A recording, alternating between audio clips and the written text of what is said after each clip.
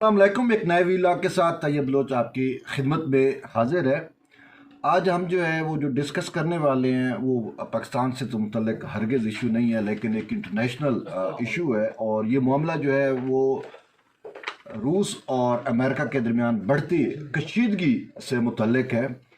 اور ڈسکشن کا ٹاپک یہ ہے کہ کیا واقعی امریکہ روس کے اوپر ایٹمی حملہ کرنے والا ہے۔ حالات تو یہی بتا رہے ہیں، کیونکہ جو ڈیٹا کلیکٹ کیا گیا اس ڈیٹے کے مطابق تقریباً ایک ماہ کے اندر 30 مرتبہ امریکن اسٹریٹجک بمبار طیاروں نے جو ہے وہ روس کی سرحدوں پر آ کر ایکسرسائز کی، جوہری ہتھیار پھینکنے کی، یعنی رشیا کے اوپر اٹیک کرنے کی۔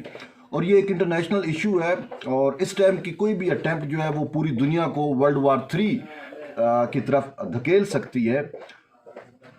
دراصل معاملہ اس وجہ سے ہی بھی کچھ زیادہ سنگین ہے کہ یوکرین کے ایشو کے اوپر نیٹو ورسز رشیا جو ہے وہ ایک بہت بڑی ہمیں مزاحمت، ایک فائٹ یا ایک وار کی صورتحال ہمیں نظر آ رہی ہے۔ کس طریقے سے مشرقی یوکرین کے اندر آلریڈی جو الزام لگائے جا رہے ہیں نیٹو کی جانب سے، وہ یہ کہ مشرقی یوکرین کے جو دو بڑے شہر ہیں انہوں نے اپنی سیلف پروکلیمڈ سٹیٹ ڈکلیئر کی ہوئی ہے، اور یہ معاملہ تقریباً 2015 سے یوکرین کے اندر ہوا جب سول وار وہاں پہ پھوٹی۔ تو دراصل اس کے پیچھے بھی ایک وجہ ہے۔ وجہ یہ ہے کہ کسی دور میں آپ کو یاد ہو کہ یوکرین جو ہے was the part of Russia, Soviet union کے اندر یہ تھا، اور 90 میں جب سوویت یونین کا خمیازہ یا آپ کہہ سکیں کہ سوویت یونین جب ٹکڑوں میں تقسیم ہوئی، جب بکھری، تو اس کے بعد 3 ملک رہ گئے تھے، رشیا، بیلاروس اور یوکرین، اور ان کے درمیان ایک یونین یا الائنس کا ایک ایگریمنٹ تھا، لیکن بعد میں یہ بھی الگ ہو گئے، بیلاروس بھی الگ ہو گیا رشیا سے، اور اس کے بعد یوکرین بھی روس سے جو ہے وہ الگ ہو گیا۔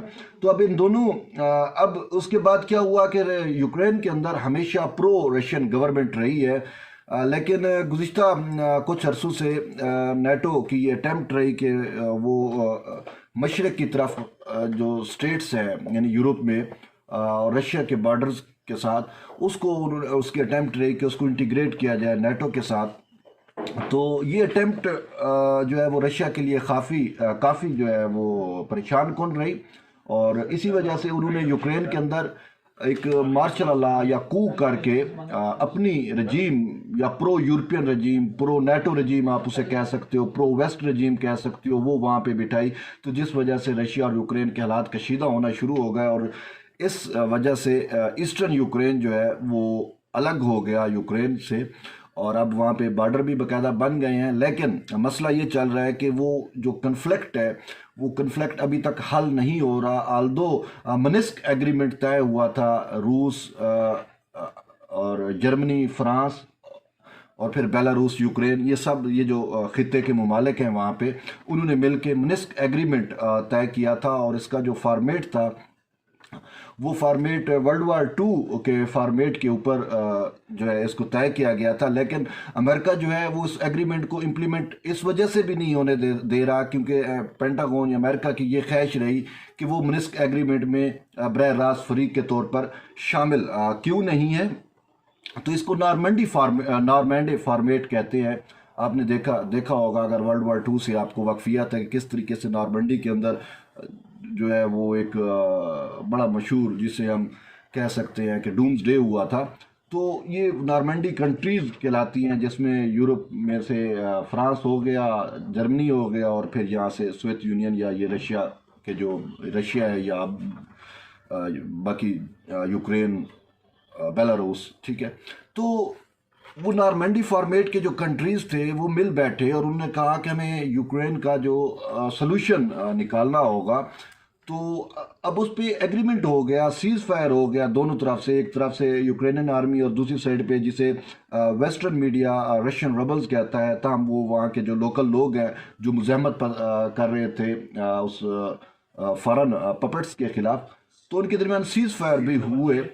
لیکن اس کے باوجود اس معاہدے کی جو روح ہے اس پہ عمل درآمد نہیں ہو رہا۔ وہ میں نے وجہ آپ کو بتا دی، وجہ یہ ہے کہ نیٹو نہیں چاہتی، امریکہ نہیں چاہتا کہ وہاں پہ پیسفلی معاملات طے ہو جائیں، بلکہ ان کی یہ خواہش ہے کہ یوکرین جو ہے وہ ہسٹائل رہے اور یوکرین کی ہسٹائلٹی کو یوز کرتے ہوئے وہ رشیا کے گرد جو ہے گھیرا تنگ کر سکے. اور یہ معاملہ اس وقت زیادہ پنپا یا اس وقت زیادہ اس میں آپ سمجھ لیں کشیدگی آئی جب رشیا نے اپنے علاقے سے اٹھ کے مڈل ایسٹ کے اندر سیریا میں ہیلپ آؤٹ کیا اسد رجیم کو. تو اس وجہ سے بھی معاملات جو ہیں وہ زیادہ گھمبیر ہوتے چلے گئے. اب کیا ہو رہا ہے بلیک سی میں؟ ہم نے دیکھا کہ کس طریقے سے نیٹو نے ایکسرسائزز کی، اور ہسٹری کی نیٹو کی سب سے زیادہ ایکسرسائزز جو ہیں وہ چاہے سی کی ہوں، چاہے ایئر کی ہوں یا لینڈ کی ہوں، وہ تقریباً ساری رشین بارڈرز کے اوپر ہی ہے. ٹھیک ہے. پھر ایک بار پہلے آپ نے دیکھا کہ کس طریقے سے جو رائل نیوی ہے یو کے کی، اس نے کس طریقے سے رشین واٹر ٹیٹوریل کی خلاف ورزی کی تھی، تو جس کے اوپر رشیا نے اس کو وارن کیا. بہرحال اس نے اپنا کورس جو ہے وہ چینج کر لیا تھا. تو یہ بہت سارے معاملات ہیں جو اس چیز کی غمیازی کر رہے ہیں، ہمیں بتا رہے ہیں کہ آنے والا وقت جو ہے وہ شاید ان سپر پاورز کے لیے مزید جو ہے وہ اس میں جارحیت آئے گی، کشیدگی آئے گی، اور پاسبلٹی یہی ہے کہ شاید کہیں ورلڈ وار 3 کی طرف یا مطلب دنیا نہ چلی جائے. بہرحال یہ ڈیپینڈ تو ان ممالک کے جو حکمران ہیں، جو لیڈر ہیں، ان کے اوپر کرتا ہے کہ وہ اپنی کشیدگیوں کو ختم کریں اور پیسفلی معاملات کو طے کریں. لیکن ایسا دور قریب جیسا بھی دیکھو ہمیں نظر ہوتا نہیں آ رہا، کیونکہ ہیبرڈ جو کنفلکٹس ہیں ان کو مزید آپ کہیں کہ ان کو مزید فیول کیا جا رہا ہے مختلف طریقوں سے، جس میں لسانی بنیادوں کے اوپر بھی، قومی بنیادوں کے اوپر بھی، اور جو علاقائی کنفلکٹس ہوتے ہیں ان کو بھی ہوا دی جا رہی ہے، تاکہ دنیا جو ہے وہ پھر سے ہسٹائل رہے اور امن جو ہے وہ ممکن نہ ہو سکے. اور پھر وار از اے بزنس، یہ بھی ایک ٹرم ہے، اور یہ حقیقت ہے کہ کچھ ممالک ایسے ہوتے ہیں یا کچھ لوگ ایسے ہوتے ہیں جو پاور میں ہوتے ہیں، اور ان کو جو جنگ ہے وہ سوٹ کر رہی ہوتی ہے. تو یہی کچھ جو ہے وہ آج کل ہو رہا ہے کہ رشیا ورسز نیٹو جو ہے وہ ایک دوسرے کے اینیمی ہیں، اب سے نہیں، بہت عرصہ پہلے سے. اور کولڈ وار آپ نے دیکھی، اب پھر یہ نیو کولڈ وار کا ایرا چل رہا ہے. تو اس میں ہم دیکھ رہے ہیں کہ کس طریقے سے یہ اٹیمپٹ کر رہے ہیں. آپ لتویا کو دیکھ لیں، اسٹونیا کو دیکھ لیں، اور جو کلین گراڈ کا جو علاقہ ہے رشیا کا، اس کے ساتھ یہ پھر پولینڈ کا ایشو دیکھ لیں. ابھی وہ جو مائیگریٹس یہ مہاجروں کا ایشو آیا ہوا ہے، جو لوگ امیگرینٹس کا، غیر قانونی امیگرینٹس کا، کس طریقے سے بیلاروس کی سرحد کے اوپر وہ بیٹھے ہوئے ہیں، اور کس طریقے سے یورپ جو ہے وہ امیگرینٹس کو یوز کر رہا ہے. ایک تو اس نے اپنے بارڈر بند کر دیے، دوسرا وہ ان کو یوز کر رہا ہے کہ وہ پریشرائز کیا جائے بیلاروس کو، کیونکہ انہوں نے یہ کوشش بھی کی جس طریقے سے یوکرین اور بیلاروس مطلب ہے کہ ہمسایہ ممالک بھی ہیں اور ان کا بارڈر روس کے ساتھ بھی ملتا ہے.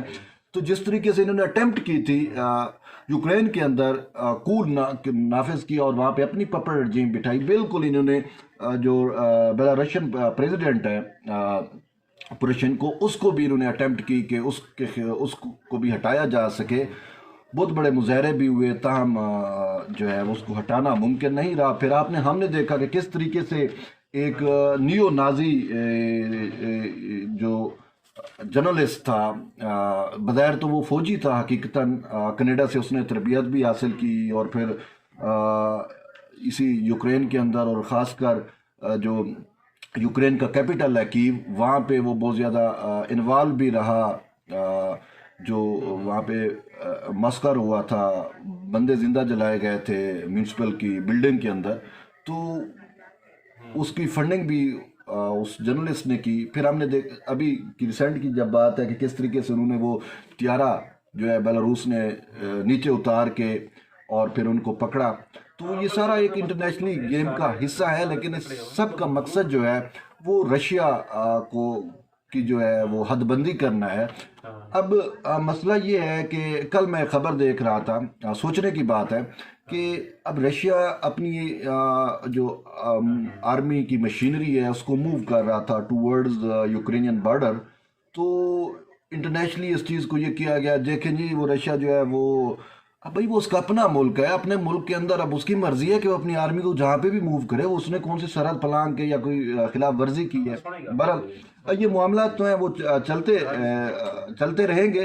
लेकिन ये जो न्यूक्लियर हमले वाला मामला है ये बहुत ज़्यादा संगीन है, और इसने पूरी दुनिया के जितने भी कैपिटल्स हैं, इस्लामाबाद से मैं सबको अलार्म कर दिया कि यार कुछ भी हो सकता है। अब एक महीने के अंदर रशिया की सरहद से मशरकी और जो रशिया की मगरबी सरहदें हैं वहाँ से 20 किलोमीटर के दूर, अब जब स्ट्रेटजिक बम्बार त्यारा फिजा में हो तो उसमें 20 किलोमीटर तो विद इन सेकेंड तय होते हैं। मेरा नहीं ख्याल 20 किलोमीटर कोई ऐसे जो त्यारे होते हैं उनके लिए 20 किलोमीटर तो आप फिजाई तौर पे देखें तो वो तकरीबन सरहद के अंदर ही आप समझ जाता है कि आप हो। तो 30 वाकयात एक माह के अंदर हो चुके हैं।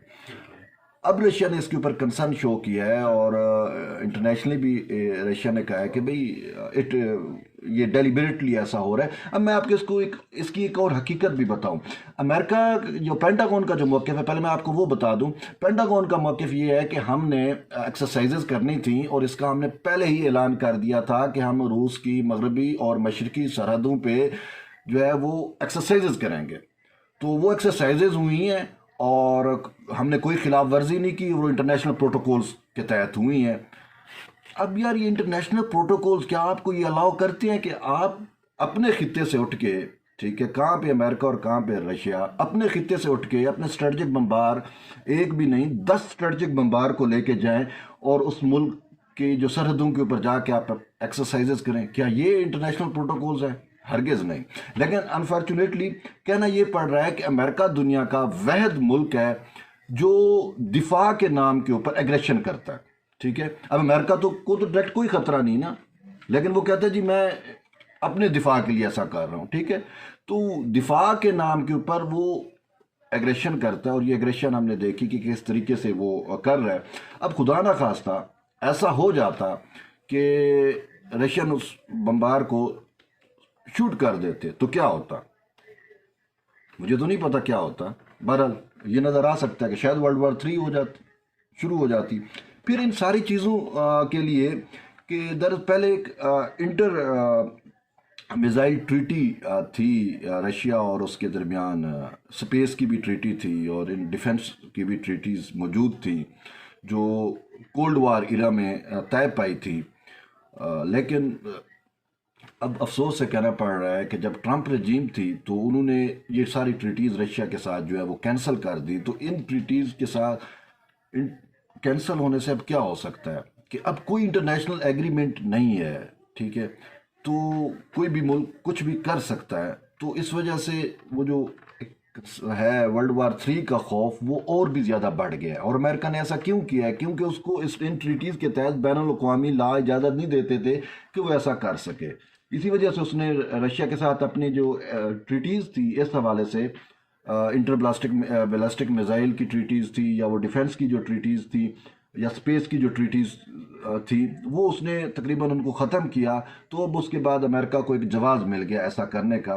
तो अब नेटो वैसे ही ऑलरेडी अमेरिका की जो है वो एक किस्म की लोंडी है, तो वो उस नेटो को यूज़ करता है। और फिर मैंने जैसा आपको बताया कि यूक्रेन की जो कशीदा सूरत हाल है, वहाँ पे जो हॉस्टाइल सूरत हाल है, उसको अमेरिका यूज़ करता है और फिर कहता है मैं तो यूक्रेन के डिफेंस के लिए जो है वो ऐसा कर रहा हूँ। इस टाइम सबसे ज़्यादा वेपन्स जो प्रोवाइड हो रहे हैं वो अमेरिका से प्रोवाइड हो रहे हैं, और सेकंड नंबर पे कनाडा है जो उसको दे रहा है यूक्रेन को। फिर नेटो ममालिक तो आपके सामने है कि इवन के नेटो कंट्रीज़, नेटो के जो फौजी हैं वो यूक्रेन के अंदर इंस्टॉल हैं या वहाँ पे उनको बिठाया गया है।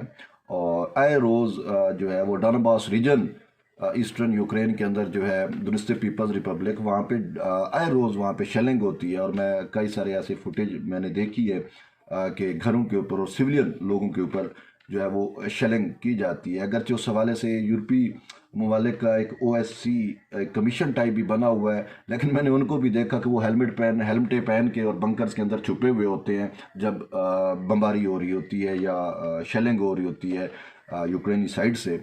तो अब इस हवाले से जो मेन चीज़ है कि अमेरिका ने जो एक्सरसाइजेज की वो एक्सरसाइजेज इस वजह से थी कि उन्होंने अपनी आर्मी को ट्रेंड किया کہ رشیا کے اوپر جوہری ہتھیار چلانے کے لیے. اب رشیا کی سرحد سے 20 کلومیٹر دور آپ اپنے 10 بمبار اسٹریٹجک بمبار طیارے جو ہیں وہ لے کر جاتے ہیں، اور اپنی اس میں جو عملہ بیٹھا ہوتا ہے اس کو ٹرینڈ آپ کر رہے ہوتے ہیں کہ آپ نے کس طریقے سے رشیا کو ہٹ کرنا ہے اور کہاں سے ہٹ کرنا ہے، اور وہ بھی جوہری ہتھیاروں سے یار، ایٹم بم سے. ٹھیک ہے، مطلب عام نہیں آپ نے میزائل فائر کر دیے، کچھ بھی جو ہے ٹام ہاک میزائل آپ نے چھوڑ دیے، وہ بھی نہیں، ایٹم بم. ٹھیک ہے، تو آپ خود سوچ سکتے ہیں کہ جب ہم نے ایک واقعہ دیکھا، سب نے دیکھا کہ ناگاساکی کے اوپر ایک ایٹم بم گرا اور اس کے اثرات آج تک جو ہے وہ موجود ہیں. تو اس ٹائپ کی جب آپ ایگریشن کرتے ہو تو پھر آپ کیا یہ دوسرا ملک خاموش بیٹھے گا؟ وہ تو نہیں خاموش بیٹھے گا. ہو سکتا ہے کہ وہ کیوبا میں چلا جائے، وینزویلا میں آپ چلا جائے، اور وہ لیٹن امریکہ میں پہنچ کے تو یہی کام وہاں پہ رشیا شروع کر دے آپ کے ساتھ، میکسیکو میں شروع کر دے. میکسیکو کے ساتھ تو ویسے بھی آپ کا بارڈر لگتا ہے، امریکن کا بارڈر لگتا ہے، تو اگر وہ یہ اٹیمپٹ میکسیکو کے ساتھ شروع کر دے تو پھر کیا ہوگا؟ تو اسی وجہ سے چاہیے یہ کہ جتنے بھی ممالک ہیں، خاص کر جن کے ہاتھ میں ورلڈ کا ہیلم آف پاور ہے، ان کو چاہیے کہ وہ ایسی صورتحال سے اجتناب برتیں. ان کے اپنے جو مفادات ہیں وہ پوری دنیا کو ایک جنگ کی لپیٹ میں ڈال سکتے ہیں. تو بہرحال یہ ایک ویلاگ تھا جو میں نے کہا کہ آپ کو بتانا ضروری ہے کہ کس طریقے سے انٹرنیشنل منظر نامے کے اوپر روس اور امریکہ کے درمیان کشیدگی جو ہے وہ آئے روز بڑھ رہی ہے. اور اس کی وجہ میں نے آپ کو بتائی، ایک تو سیریا کی وجہ، دوسری یوکرین کی وجہ ہے. اس کے علاوہ اور بھی جو ایکسپینشن ہے نیٹو کی، وہ بھی ایک بہت بڑا المیہ ہے، کیونکہ رشیا کا پوائنٹ آف ویو یہی ہے کہ جب دیوار برلن کو گرایا گیا تھا تو اس ٹائم وہ کہتا ہے کہ ہمارے ساتھ ایگریمنٹ ہوا تھا، اگرچہ ریٹن ایگریمنٹ نہیں تھا، لیکن ہمیں اشور کیا گیا تھا کہ نیٹو جو ہے وہ ایسٹ ورڈ نہیں ہوگی یا ایسٹ ورڈ کی طرف نہیں ہے گی. اس کی جو ایکسٹینشن ہے یا ایکسپینشن آپ کہہ سکتے ہو، وہ ان یو ایس ایس آر کی سٹیٹس میں نہیں ہوگی. یہ باقاعدہ باور کرایا گیا تھا رشیا کو. لیکن افسوس سے کہنا پڑتا ہے کہ نیٹو اب جتنی بھی سابقہ یو ایس ایس آر کی تھیں ریاستیں، ان سب کو اپنے اندر ضم کر رہی ہے. تو اسی وجہ سے رشیا نے ان چیزوں سے بچنے کے لیے سی ایس ٹی او جو ہے وہ ایک پلیٹ فارم بنایا ہے، ملٹری مائٹ جسے کہتے ہیں، کولیکٹیو سیکیورٹی ٹریٹی آرگنائزیشن کے نام سے، سی ایس ٹی او، جو خاص کر جس میں ہمارے یہ سنٹرل ایشین ممالک شامل ہیں. پھر اس کے ساتھ ساتھ کامن انڈیپینڈنٹ آف اسٹیٹس جو ہے سی آئی ایس اسٹیٹس، وہ بھی رشیا کے ساتھ ہیں. تاہم ابھی یوکرین بھی اس کا حصہ ہے، لیکن جیسا میں نے آپ کو کہا کہ یوکرین کے اندر پرو رشین گورنمنٹس کا تختہ الٹ کے وہاں پہ پپٹ رجیم بٹھا کے تو امریکہ اور نیٹو کو اب روس کے خلاف کھیلنے کا جو ہے وہ موقع مل رہا ہے. تاہم اب وقت بتائے گا کہ مستقبل میں کیا ہوتا ہے. لیکن ہماری دعا بھی یہی ہے اور کوشش بھی یہی ہے کہ دنیا ایک نئے فساد سے جو ہے وہ بچ جائے. بہرحال کنیکٹڈ وتھ طیب بلوچ، اور آپ جڑے رہیے. انشاءاللہ پھر ملاقات ہوگی ایک نئے ویلاگ کے ساتھ. تب تک اجازت دیں. اللہ حافظ.